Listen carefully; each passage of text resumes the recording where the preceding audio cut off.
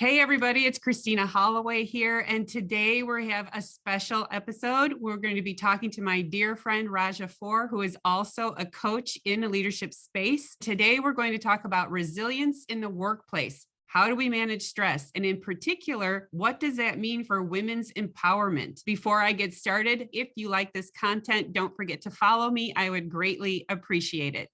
All right, so let's get started. My friend today is Rajaa Faour, and let me give you a great introduction on who she is and why it's important for us to have this type of conversation today. Rajaa has been an executive in HR for over 10 years and has helped startups scale from 6 figures to multiple 7 figures. Today, Rajaa is a leadership and confidence coach. Her mission is to inspire and empower career ambitious women to create a life by their own design, where they succeed professionally and personally with confidence, ease, serenity, and happiness. She hosts free events with top coaches to help empower people to create the life they desire, such as women in leadership, nonverbal communication, time management, and the law of attraction. Welcome, Rajaa, and thank you so much for joining me for today's video. Hey, thank you for having me here. It's my pleasure. Such an important subject we have. It is. It's quite an important subject. And I know we've talked about it a number of times. And now I'm just really happy to get a recording on so that people can just benefit from how we're putting ideas back and forth. I love that we both work in a space where we like to empower women and also just ask ourselves, how do we show up in a different way? How are we showing up in the workforce today while things are changing every day in work, and we're allowing diversity and inclusion, empowerment, ability to create boundaries, ability to handle stress, and ask ourselves, what are we doing? What can we do to change a little bit and pivot the space so that it gets easier to show up and be successful, right? So yes. Part of the conversation today is really about how do we manage stress and what does it look like when it becomes toxic or untenable, because we tend to just double down sometimes on things if we feel like that's a comfortable space to be, but it could very well be a place that's not helpful or not working. Absolutely. And there's more and more stress in the workplace today. It's like, it's getting more craziest. And I find like, even with the working from home, like telework and all of that, people have more stress on themselves, and work-life balance has had a big hit. You know, people don't have that work-life balance, even though they thought they would. But it's creating more stress, more anxiety, and yeah. It's true, especially with the way the pandemic has been and people being forced to work from home, and then we didn't bounce back the way we thought we would, and now they're being told either you're all in back in the office, that's been stressful, or remote work has been wonderful for quite a few people, and then there's the hybrid work approach. But all of it requires us to rethink what it means to show up to work, you know, especially if situations have changed and there's no going back to the old way. Yes. And I think it's showing us more and more that it's our inner leadership that we need to look at. You know, how we lead ourselves, and by being able to really be leading ourselves and getting out of our own way, this is how we're going to really show up powerfully, and this is how we're going to be able to lead our teams. Otherwise, it's impossible, because the stress that we're having or the anxiety that we're living in, it's going to prevent us to lead others properly. Like we're bringing with us these fears and these anxiety and these all of our inner world that we're living in. We're bringing it with us at work, and without really noticing, we're taking decisions, and our actions and the result that we're getting is all related on how we feel, you know, on our inner world that we're going through. Exactly. And I love that.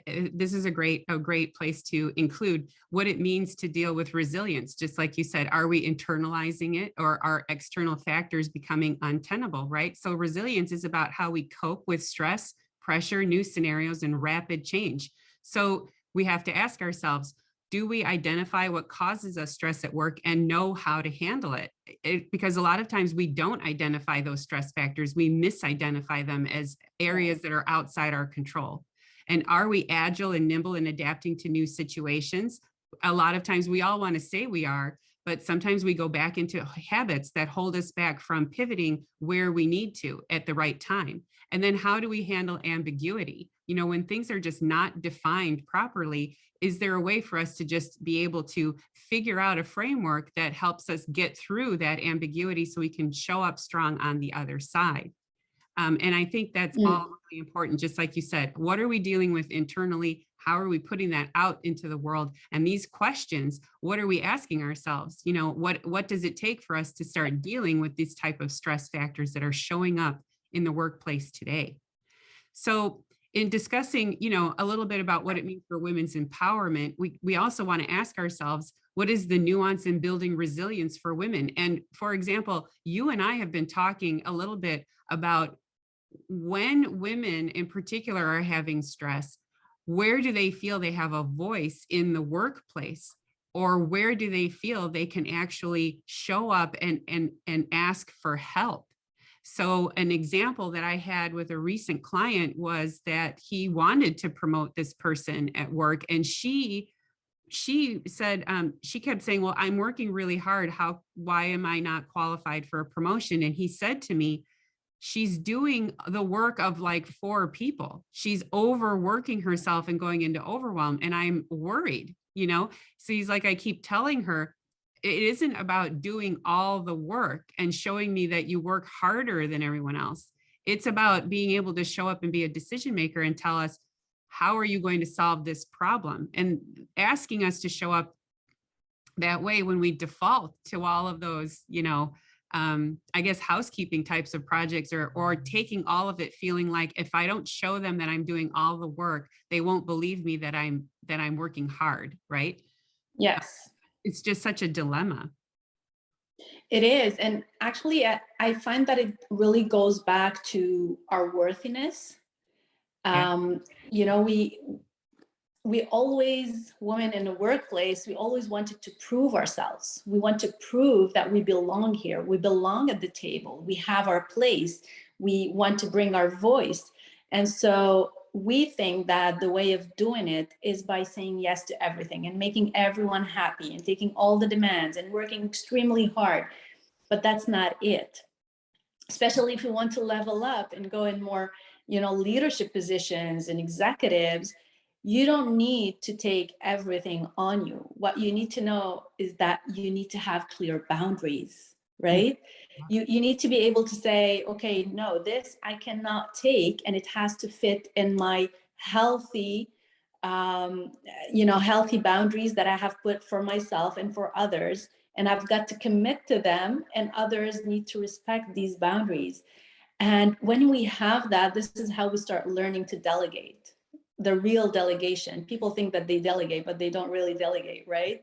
They don't. Yeah, they don't. They try to get as much dirty work off their plate, when in reality, it's a very nuanced way. Delegating really empowers the people around you as well, and helps you show up as a successful person too, if you're doing it right.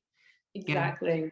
And the other half, Yeah. the guilt. If you feel like you're not performing at a level that you set for yourself, really, women are capable of setting very, very high expectations for themselves. When I Yes. debrief on personality assessments and I'll see where they've rated themselves really low in areas, I'll just say, are you hard on yourself? And they're like, well, yeah.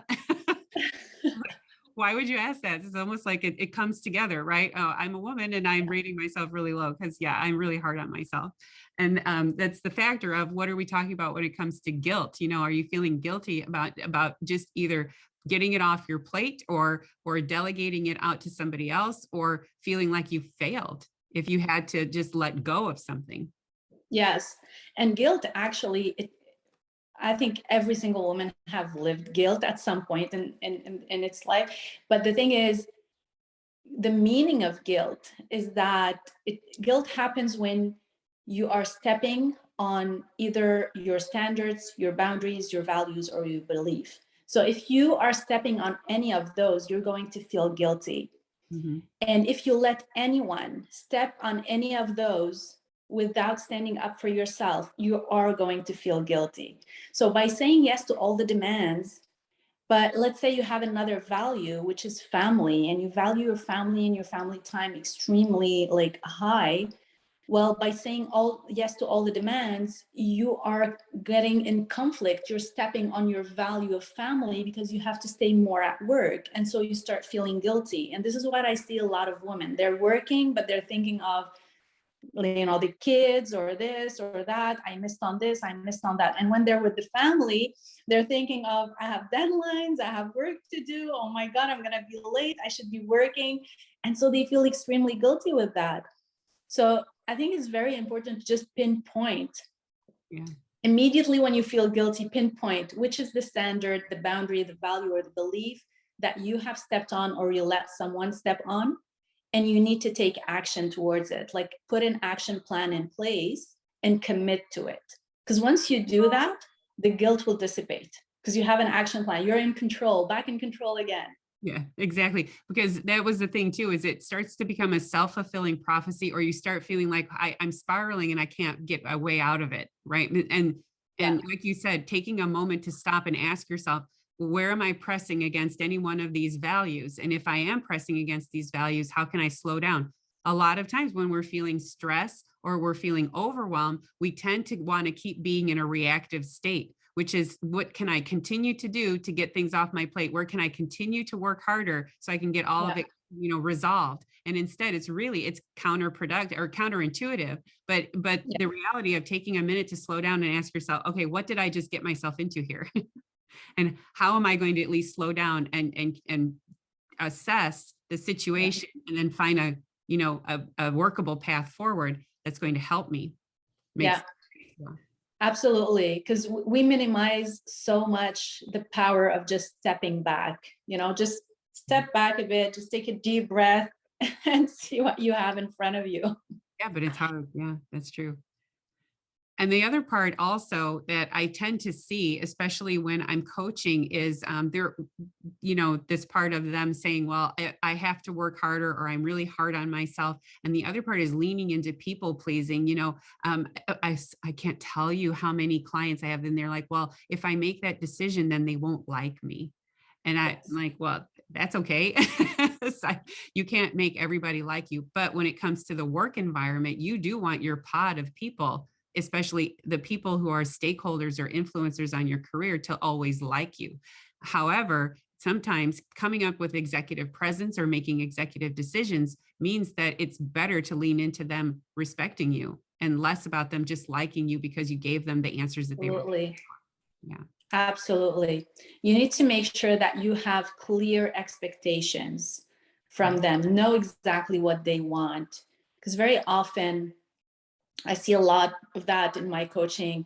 Very often, whatever our boss says as a comment or an opinion they give, we take it as an order. We take it that this is what they want, and we want to please them. We want to make them happy, want them to like us. So we go and do this. And I even saw like an amazing executive woman, and this is what she did. And she came to make a presentation at the board meeting, and she worked on a comment, taking a comment, an opinion of her boss. And he looked at it and he was like, but this is not what I asked for. This is not what I wanted, So make sure you really know what is expected from you. A comment, an opinion, it doesn't mean this is what they want. And you don't need to do it for them to like you. Focus on what is expected and then deliver on the expectations. That's all. Yeah, and that's fascinating because that takes me back to my client who said, well, she's just not she's doing too much, she's working too hard. And that part was, she really didn't stop to think about what he really wanted from her. So they had an exercise where he said, well, I delegated all these tasks, and I had, 6 other in my leadership team, and they all delegated down to their teams to make sure that this stuff got done. And when it came to her, she took all of them for herself. And then when it came to a review, he said, I really just can't push her forward. She's not doing executive style work. She was frustrated. She said, why? Look at how hard I'm working. Look at what Yeah. I'm doing. Look how, Yeah. and he gave her feedback. He said, I expect you to be a strategic thinker. I expect you to be able to get some of the menial stuff off your desk so that you and I can sit down and have bigger conversations. And the sad part is she quit. She was like, they don't get me here. And Wow. yeah, I felt bad. I said, well, this is terrible. And he felt bad. And this is the other part is he was trying. This is what we were coaching toward. He said, what can I do for her? How can I get her to get out of this mindset of the only way she's going to be successful is she leans into these areas that she identified for herself. He said, I came in and had a really honest conversation with her and said, that's great. But if I want to put you at the higher level, you're going to have to work a different way. Mm. A lot of it is to ask, well, okay, and we have to unlearn a lot of what got us to this one space. Just my favorite quote is Marshall Goldsmith, that what got you here won't get you there, right? Yes. We learned this, right. We use it as a gold standard, right? You've gotten to management by leading projects and leading teams, but if you want to get to the executive suite, you have to start thinking strategically and contributing from a strategic point of view. It's no longer about just getting things done. It's about problem solving and thinking ahead. Absolutely. And honestly, she's going to repeat the same thing in another company. It's not going to get better because oftentimes we think that the problem is outside of us. It's the manager, it's the colleague, it's someone, it's something, it's outside, it's in the environment, but it's not true. It is within us. It's because we need to evolve, we need to up level, we need to work on ourselves. And in this specific case for your client, that lady, she needs to work on her worthiness, because when you know that you are worthy, when you know that you are valued, you have it in you, you do not have to do everything to prove that you are, right? So it's a lot easier to delegate because you know your worth, you know your value. So it's a lot easier to delegate and to give to others and up level your team with you. Most of the time I see these managers and they don't delegate, they don't up level their team, they want to shut everyone so they can show up, so they can be seen and heard. But the real issue, it's because they don't feel that they are really worthy, or they feel that they are an imposter. And so, oh my God, they're gonna find out that I'm an imposter, so I need to make sure that everything is always under control,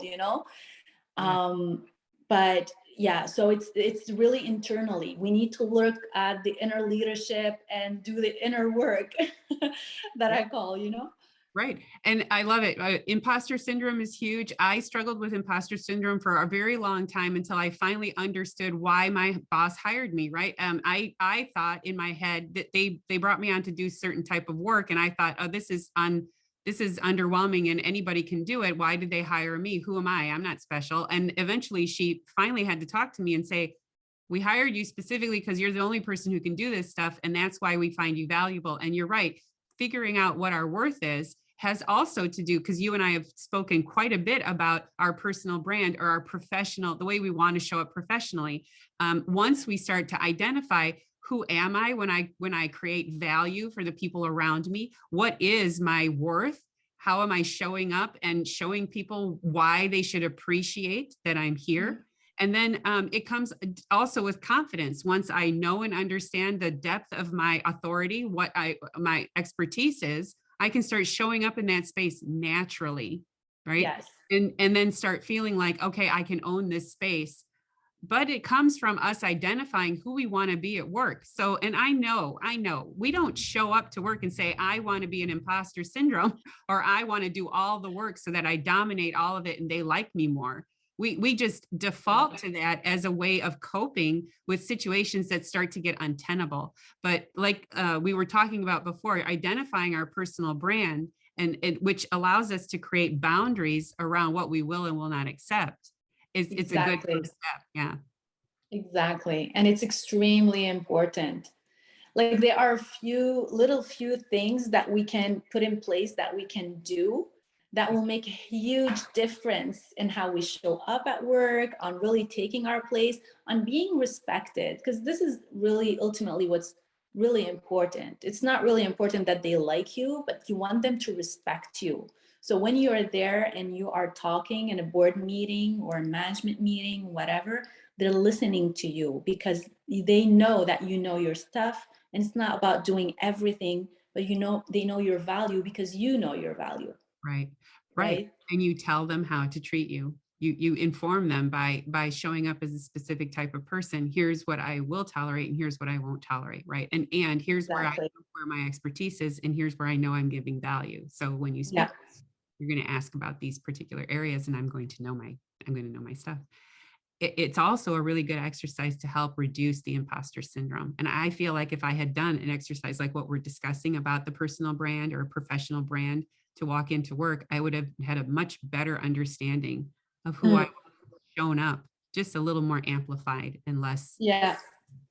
You just made me think of one of the clients that I had. She actually quit her job Oh, when really? I when we started working together. She quit her job because she thought she will never be able to please her boss. Oh no. Oh Yes. no. She was like, he's asking me to do this, and this is not my expertise. I'm not really comfortable in it. So she quit. But all she had to do is to hire someone in her team who had that expertise and up level them and learn and grow. She needs to lead. She doesn't need to do the work. So it goes back to what you were saying. Like, it's not, you don't need to have all the expertise. You don't need to know everything. It's not about knowledge and doing everything. Yeah. It's about really managing people and being a leader. Mhm. You know, that reminded me too, when you said that, I have a number of people, and I do work more with women who ask me this because we'll talk about conversations. And for example, like you said, one of them might be, well, can you hire somebody? And they'll say, do you think I can do that? Do you think I can ask for that? And I'm like, yeah, I mean, if you, and I'm telling you, I've had people in the VP level. Do you think I can say those things? Do you think I can ask that? It's like, well, you're a Yeah. VP. I'm like, you have some authority here. Yeah. How did you get there? How did you get there asking for permission to just lead? So, because, it'll be, a lot of it is how can you set the culture around you, especially if you're leading people and you're leading projects and you're trying to carve out who you want to be. A lot of it is create the culture that you want for those people. You can have 4 people working under you, but you're going to start identifying a culture. Here's how we all talk to each other. Here's what we all expect from each other. Here's how we all support each other. And it gets to come organically from you, because this Yeah. is the way I would want to be conducted at work. And if I were leading a team, right? And so the other half of it is, give yourself permission to do that. I mean, what's the harm in asking, can I hire a person? Because they could say no, but at least you asked, right? Exactly. You came up with some sort of solution and tried to move yourself forward. I have quite a Yes. few people who are just afraid to even make their ask, or to even just stand up and say, well, here's what I will and will not tolerate. Yeah, a lot of people who will say, are you sure I can say something like that? Can I tell somebody to stop interrupting me during meetings? And I'll say, you absolutely can tell someone to Oh, stop yeah. meetings, right? And like you said, exactly, when they're in a meeting, this is how I expect to be treated. But I had a poor woman, she also was at the top, and she kept talking, and this guy was excited and would talk over her. He kept interrupting her every time she was halfway through her sentences. She got so frustrated, she pounded on the table and said, please stop interrupting me. I just have to finish one sentence. Well, and she said, that was terrible. I'm like, I don't think it was. It was like, No. you were really frustrated. You finally spoke your piece. And I said to her, the coaching moment was, how do you feel? How do you feel when you took Yeah. your power? It may feel catastrophic and that you let loose and you just didn't want to lose control of your professionalism. However, people are sitting around you saying, how long is this woman going to tolerate this guy interrupting her?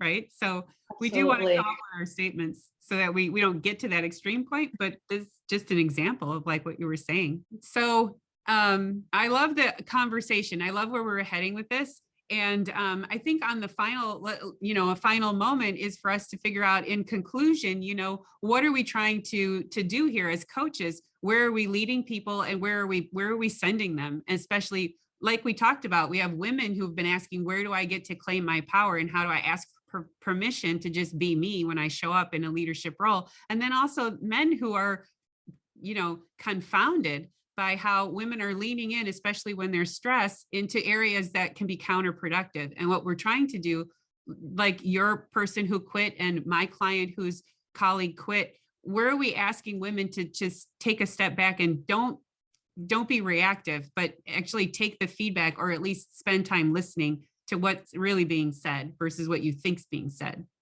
Yeah. Well, I think there are many things that are really important for any woman who who's an ambitious woman, like they want to grow their career up level, um, and they need to work on healing themselves a bit, in the sense that like you need to start feeling comfortable and find your worthiness and commit to yourself and have these boundaries so you can build your strong confidence. And when you show up confidently in your work, everything starts just take its place. It's a lot easier. You don't have, it seems big. Some people will feel like, oh my God, this is overwhelming, that I have so many things to do. It's not true. It's Right. not true. And I think we see it every single day in our coaching and the people that we meet. It's small things that you need to put in place. So first, I would say get clear on the expectations. Get clear, have this honest conversation with your manager. What is really expected from you? And focus on that. Focus on being always aligned with what is expected from you. Mhm. Then get to know exactly your worthiness. Know that you are worthy and you are valuable, and you are in this position because they know that you're worthy. They know that you're valuable. So you need to start believing in yourself that you are. That's true. You've got to have clear boundaries. So getting to know what is acceptable for me and what is not acceptable. What am I willing to accept? What am I not willing to accept? And I think boundaries are important in all areas of our life, not just at work, but even personal life. You need to have these healthy boundaries, and that you know where you're going and what you're willing to accept. Because the reality is, whatever that you just accept, you just take it. No one is going to come and change the rules that you have agreed on. Right. So if you're taking everything, people around you, what they think is that she accepted that, she's taking that. They're not going to come and tell you, well, you know what, you don't have to do all of this. It's very rare, right? They will Right. tell you like, okay, she'll continue taking it on. So you need to make sure that you know where you're going, you know your boundaries, because it's not the people around you who are really going to come and unload you.